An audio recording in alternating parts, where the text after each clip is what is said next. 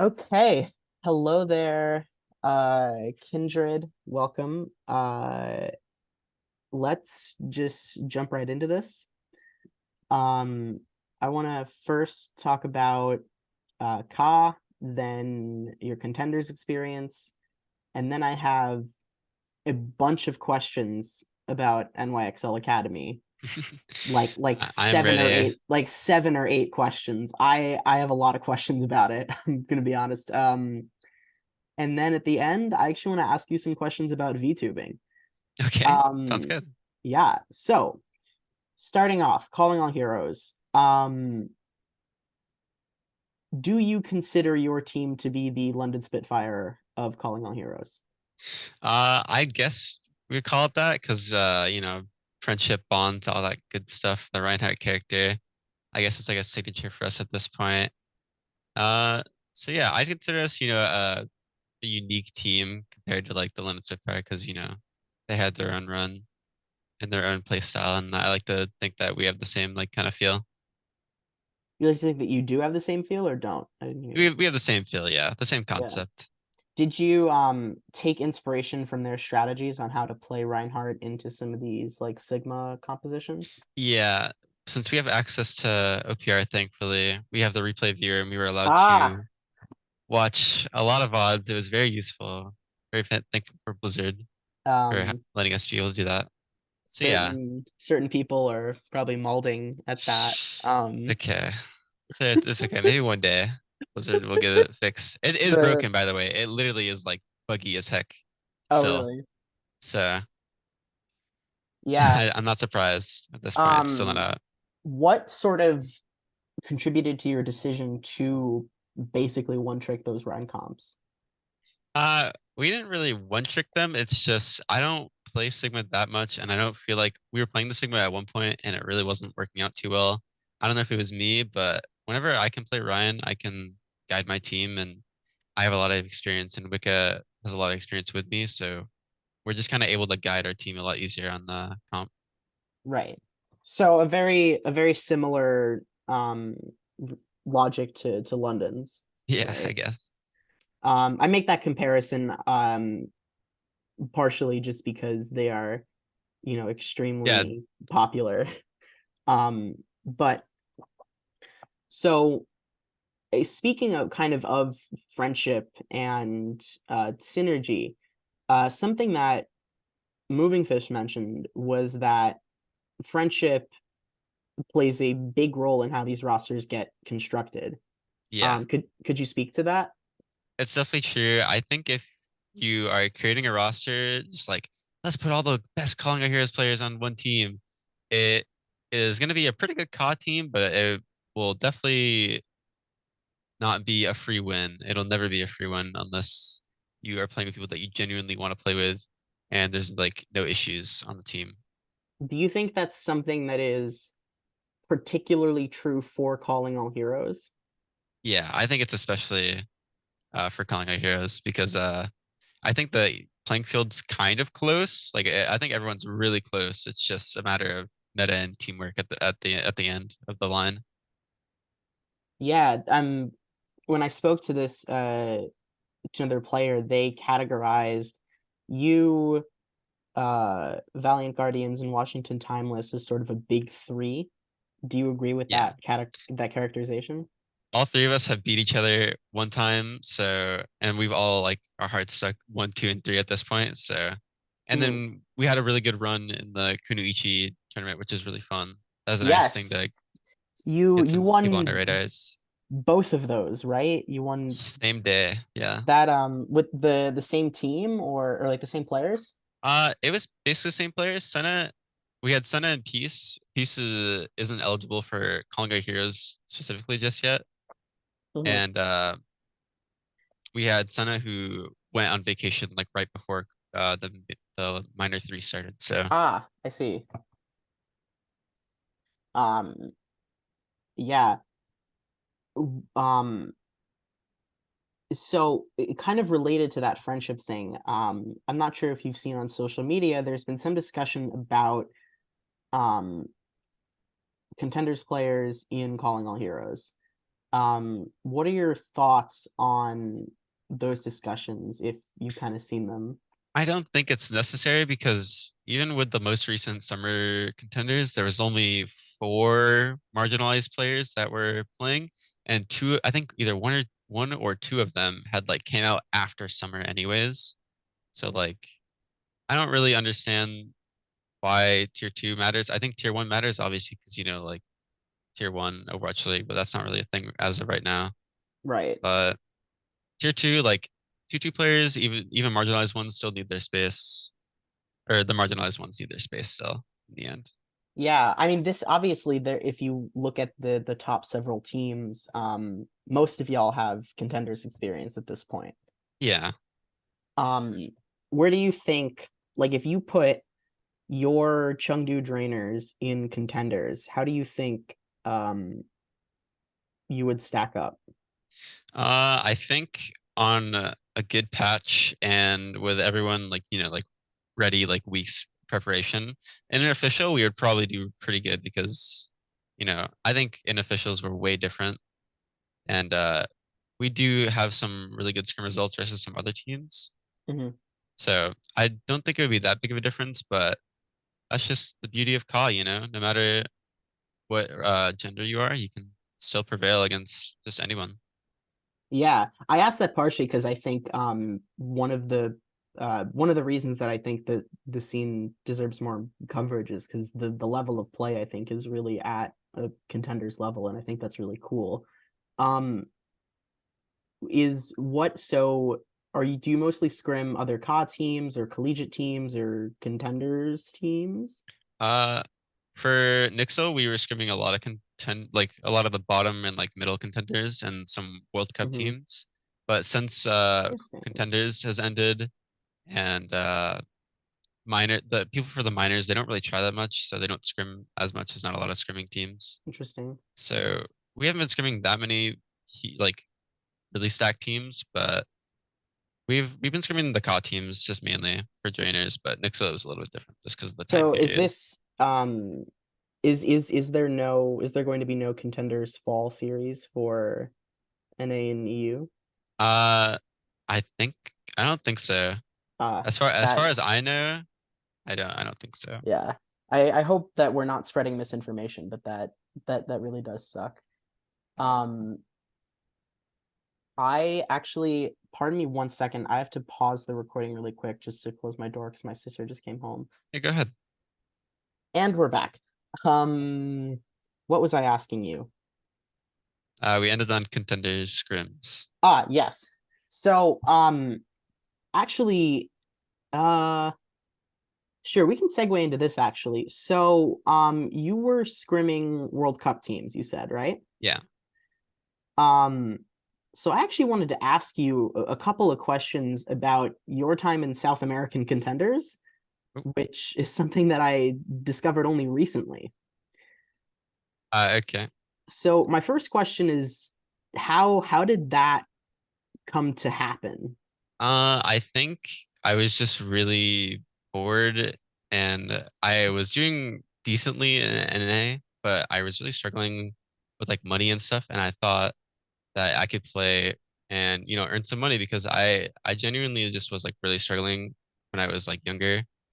And I'm not gonna lie, playing in South America, we didn't do that well, and I had a lot of fun, and I definitely put like my heart into it. But when it like playing in South America definitely jump started my career because I still have my PC to this day that I used all the money that I earned from South America Mhm. contenders.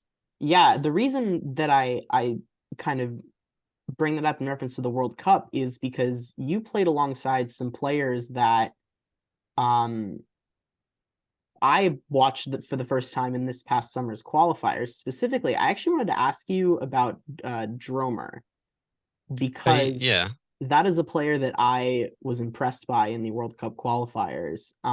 Do you think I'm right to rate him as somebody who could really show up at BlizzCon? I haven't really seen German play in a couple years, but who knows I what happens know. at BlizzCon, honestly. Yeah, I realize I'm asking you about things from quite a while ago, but I Yeah, that think was like um 2020, I think. yeah. Um but I was just kind of curious I to mean, if hear I how that what came to I be. what I will say there is Team Brazil, like I definitely have like a big, like I could see them as like turning some like really good team into like a losing team. Like I can see them winning some really good games if it's a right meta and if they're practicing like I know they are. Okay, okay, cool. I like that. So going back to Ka for a second, I have a very specific question for you that is primarily humorous, but I want to hear Okay. you answer it. I'd like you to explain the name Chengdu Drainers as if I was a small Victorian chimney sweep in the 1830s. So my team really trolly. Also my cat is just like in front of my monitor. But my team is a little bit trolly, and when we were making the team, we are like, there's like Valiant Guardians, there's Washington Timeless, there's Vancouver Titans. Like we're pretty good enough. We should have like an Overwatch League sponsor. And then I think I was like, wait, why don't we just use Chengdu because they're not even an Overwatch League team. So we tried to officially get that name, but Blizzard really didn't want it, so we're still just the Drainers, like outside of Ka.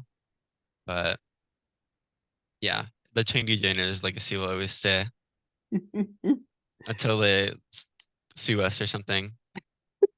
Like poor Bear Claw Gaming getting the cease and desist. Yeah, I actually can't believe that. Yeah, I did not expect to see somebody who I argued with on Twitter once, like a year and a half ago, come up again. I forgot about the Bear Claw scandal. That's that was a dark time. Yeah, that was weird. Um, so next I actually want to ask you about just really briefly about Cryx and your time on that team in the Junker Queen days. You actually first came on my radar as a player when your team pulled off some pretty big upsets during summer series last year when you Yeah. guys beat Odyssey and Redbirds. What was that like? That was like still one of like the craziest like competitive days of my life because it was back to back map fives, and we were playing some off meta comps as well. We were playing some Reinhardt, some fun back in the day. I miss my Always HG. Ryan. I love everyone from Prague still. They're very good friends, and I still talk to them. Yeah, and I actually noticed a couple of players from that um squad, like HK and Wicca, as well as some of the players that you played with on Hive, are now in the Ka scene. Um, I'm actually not quite sure what the question with that is, but it was more just something that I noticed Yeah, I and mean, thought was I pretty get cool. the HG and Wicca were already trans before Yeah. Cracks. No, I knew that. So like it's just funny how Cracks is basically like majority like female team, but like not at the same time because I wasn't out during Love that. Contenders. Love to hear that. Pretty successful female team. Yeah. So next I want to get into talking about NYXL Academy. Yeah. There are quite a number of questions that I have about this, and I also understand that it's possible that there's some things that you can't share. So just let me Yeah. know if there's something that you kind of maybe can't get into for legal reasons, perhaps. So first, how like what was the process like of you being signed to that team? Uh, it was a pretty lengthy process because we had some outside issues that we couldn't really control, like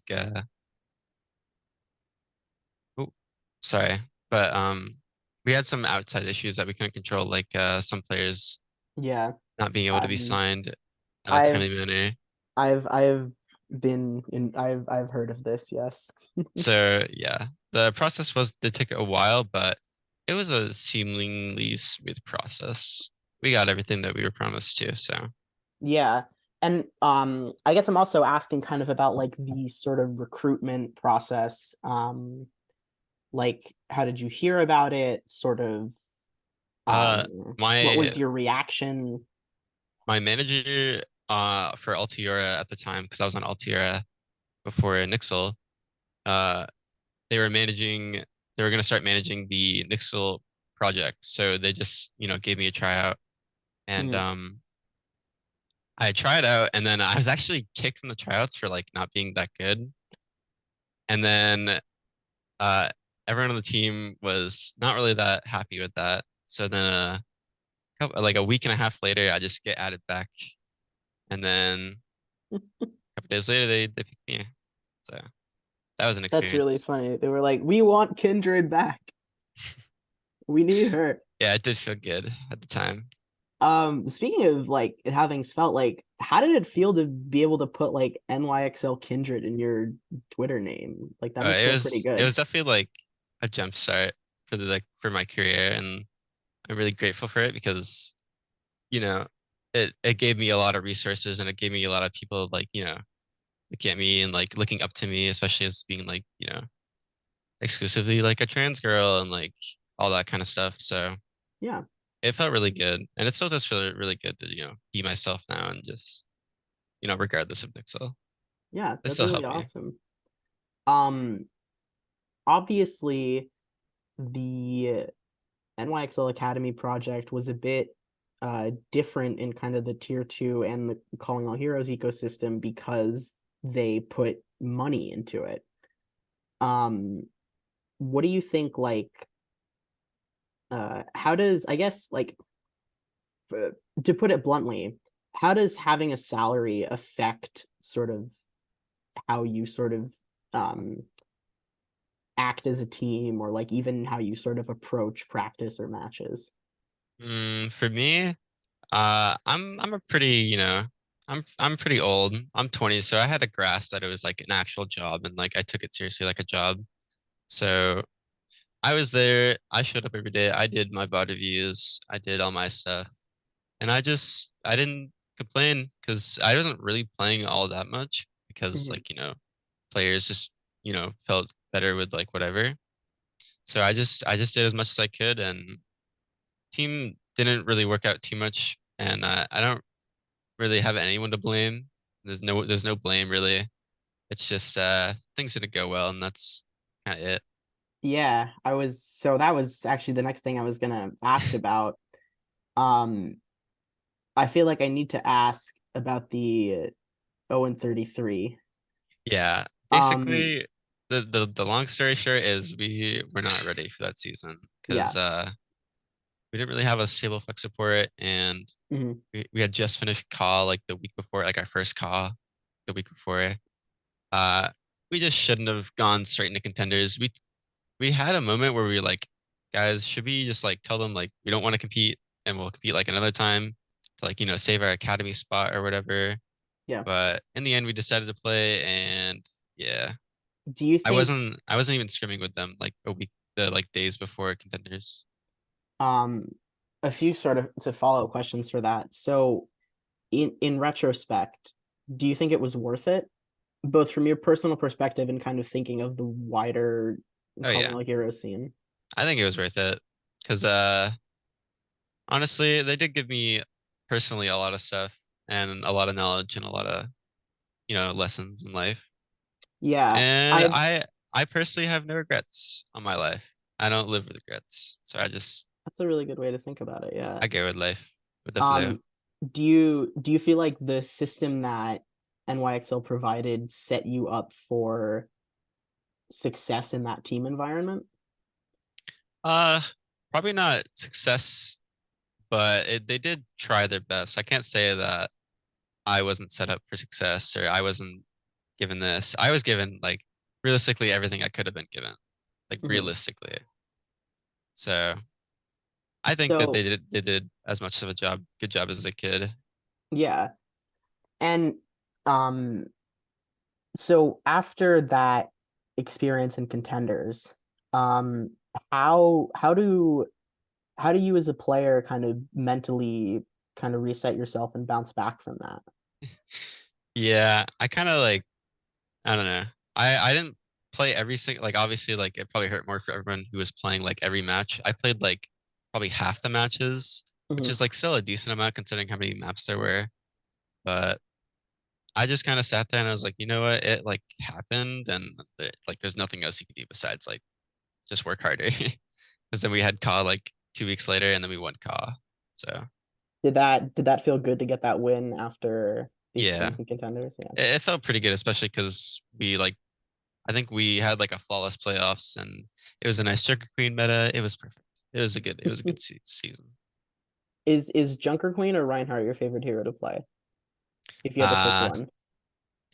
Probably Joker Queen because you can do a lot more. Reinhardt's kind of a team-based character, but I love Fair. I love both equally, honestly.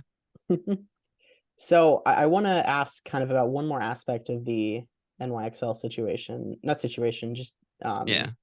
and this is less something with you specifically and more that I want to get your thoughts on something that the org did. So as I'm sure you're aware, there were reports during the last offseason that the New York Excelsior were trying to build a kind of roster, that they were trying to build this marginalized gender players roster.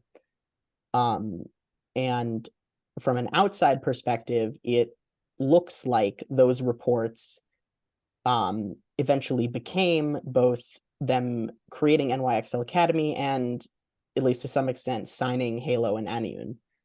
Um, so I have two questions kind of about that, if you can answer. The first is, um, you know, is there anything you can kind of share with your inside knowledge about what that sort of off-season, you know, speculation was rooted in, or like what, if you know that the organization might have been kind of planning? Um, I think they just wanted uh COD team in general, but I don't think doing it in Overwatch League was the right call that they had. And I imagine that they just like scrapped it and then just said, "Hey, let's make a COD team," because it was built pretty fast. So Mm-hmm. I think after they confirmed that they could get a spot in Contenders, they like started the roster like stuff immediately.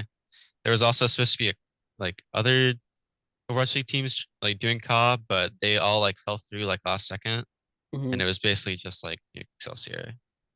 Yeah, and now we have more of this sort of partnership model, which is more of Yeah, a branding thing than an operations thing, it seems like. but on Haley and Onion, we weren't really told anything about them. We just Yeah, assumed that they were just Overwatch League players, not two ways. And my question was going to be actually sort of kind of how you think they handled kind of signing and using those players. uh, I definitely don't know much because I personally didn't interact. I'm not really friends with Haley or Onion or anyone who's like really best friends with them. Yeah. So I don't know a whole lot, but I just imagine that they thought that it would work out and it didn't work out. Well, I guess for Onion it did work out as much as they wanted, but they couldn't really find a place to put her in the end. Yeah. But I imagine she was still loved and still had a nice season. So that's all you can really ask for, I guess, in the end. Yeah, I appreciate your positivity when I'm trying to get you to maybe prodding you to say something I'm critical just glad you're of an not organization. asking other questions because there's definitely some things that I couldn't answer. So at least you're asking questions I could Oh, answer. I I'm not sure what I mean I do know the only thing that I know you probably can't answer um is I was told by somebody that there was a certain player that NYXL wanted. I don't remember if it was either for their main team or for NYXL Academy, but who they didn't sign because of certain issues, if you know what I'm referring to. Um, no, I have no clue. Oh, all right, never mind then. I actually have no clue. Anyone who we wanted to sign, we just signed. There was a point, I guess I could say this. There's a point in before the first minor where we didn't know what flex part we wanted, so we put Orion on a 30-day contract. And then Orion couldn't play the rest of the year really, so we just signed RMA because we Yes, thought RMA was good. that she is. So off of the sort of uh corporate stuff, on to more fun stuff. So how did it feel to do a stream? How did it feel to do an interview on stream with your VTuber avatar? That was great. I was streaming during it, so I got like a lot of followers while the 2 minute delay caught up. It was like kind of crazy, and it was a great experience. I'm glad they let me do it. Apparently I wasn't the first though, which like kind of sucks, but it's still great to see that Who did there's like who did they do it previously with? it was Gardevoir, their DPS Ah, player. It was in the first major. did Crazy. is her VTuber a Gardevoir? I don't know. I can link it to you later there. Yeah. I mean, it would But make yeah, sense, right? it was still a great experience nonetheless. Yeah. And I'd also would just love to hear your thoughts on I think as I'm sure you're aware, I think VTubers play certainly a kind of a specific role for trans content creators. Um, I'd love if you could just kind of speak to that, if you'd like. Uh, I'd say it definitely does, because I mean, just I definitely don't have these size titties in real life. I'm gonna be real, but it does make me feel better about myself for some reason. Just it kicks in the happy juices, and Yeah. yeah, if it also hits that that spot for you, I definitely recommend it. And creativity can do anything for anyone at this point. Can I ask, is there a specific reason why you went with ram horns specifically? Uh, my partner actually designed it, and Aw, they wanted to make a unique silhouette, and I love it. I love the design. aw, The design is insane. that's so sweet. Yeah, my partner does everything. They made the Drainers logo, and they made uh like all my stream stuff basically, I or at least love help me design it. I love the trainers logo. Like I would buy a Yeah, the plushie Drainers of logo is that. great. I know, it's amazing. It's also it feels very trans, which I love. Does it? Um, Okay, that I haven't heard that, but that's great. well, it's more I honestly it's mainly because so like drainers is a reference to blade, right? Yeah, yeah. Yeah, so like that like Yeah, I guess a it is lot of the pretty people I popular. know who like listen to him, right? A lot of my friends who are that's it's amazing. It's very, very funny, and I'm glad Drainers that has great branding. Veronica doesn't like it though, aka Wicca. why doesn't she like it? Veronica always wants like super uh special like contenders type branding. But I Mm. just told her to relax and enjoy some drinking. Enjoy some draining. Oh, that's amazing. I think the branding is very professional. Yeah, without the Chengdu part.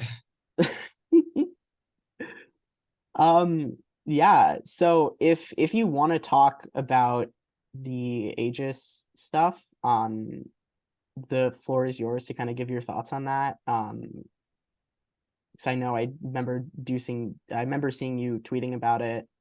If you want to just give your thoughts, the floor is Um, yours if you'd like. Only thing I'd say is I don't know if Jay is like lying or not, but I think regardless, the players definitely didn't have anything to do with it, and it should just be like Ka needs to make sure that they're getting the right people in and taking the right people out, obviously, because they've been hitting hard with some bans. I like Emma got banned for toxicity, which is like fair because she did say some messed up things, but I do think that the COP people are trying. They're not out to hurt the community. They're really just trying to help everybody. Now, um, yeah. So, thank you, Kindred, for sitting down with me, um, and talking with us here at Cryx. Is our drainers going to be back for the last tournament of the year? Yes, we will be back for the next major and definitely for the big tournament at the end. All right, let's go.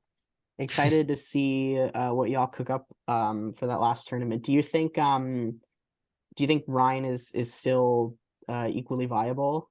in this new Yeah, patch. I don't think they're gonna change Ryan for a while. I think they're gonna change a bunch of other shit, and then Ryan's just gonna be fine. Yeah, Bastion not being nerfed definitely helps Ryan. Yeah. Yeah, thank you for your time and have a nice night. Thank you for having me. I love cracks. Yeah, thank you. We love you too. It was fun.